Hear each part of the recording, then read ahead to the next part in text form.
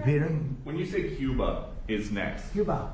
is Cuba, whatever you do with the military there, it seems like something, will that look more like Iran or Venezuela? Can't tell you that. I can tell you that they're talking to us. It's a failed nation. They have no money, they have no oil, they have no nothing.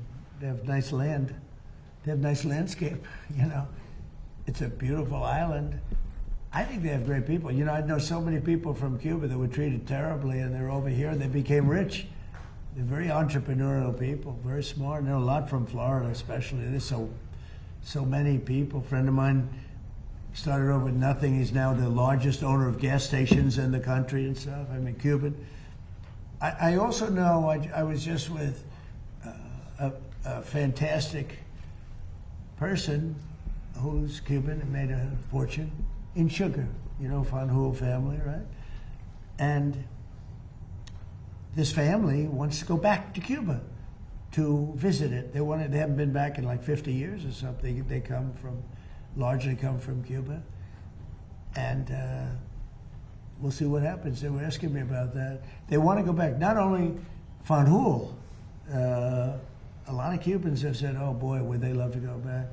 I think Cuba, I don't know, is in its own way, for tourism and everything else. It's a beautiful island, great weather. They're not in a hurricane zone, which is nice for a change. You know, they won't be asking us for money for hurricanes every week. But I think Cuba see the end. You know, all my life I've been hearing about the United States and Cuba. When will the United States do it? I do believe I'll be having the honor of taking Cuba. That'd be good. That's a big honor. Taking Cuba. Taking Cuba in some form, yeah. Taking Cuba. I mean, whether I free it, take it, I think I could do anything I want with it. You want to know the truth? They're a very weakened nation right now. They were for a long time.